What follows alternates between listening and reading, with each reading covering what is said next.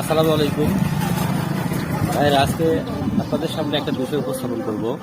সেটা হলো, আমরা যখন মারা যাই, মানুষ যখন মারা যায় তখন এত কিছু রেখে গরম পানিতে এই যে বড়ই গাছ।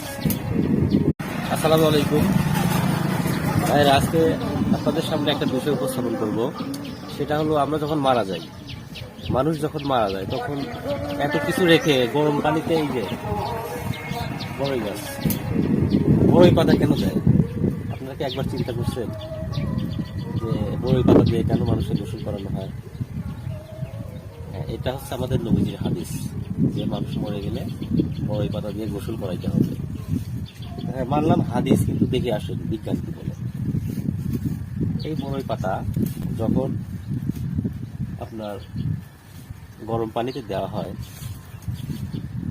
তখন এমন একটা অ্যান্টিসেপটিক তৈরি হয় ন্যাচারাল, যেটা আপনি টাকা দিয়ে ওই অ্যান্টিসেপটিক ন্যাচারাল অ্যান্টিসেপটিক কিনতে পারবেন না।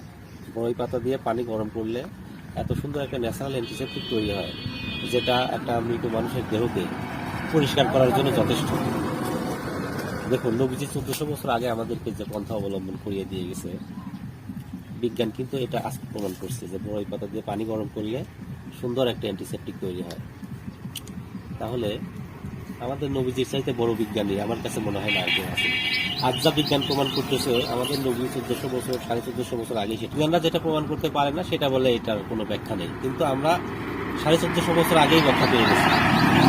তো সবাই ভালো থাকবেন। আসসালামু আলাইকুম ওয়া রাহমাতুল্লাহ।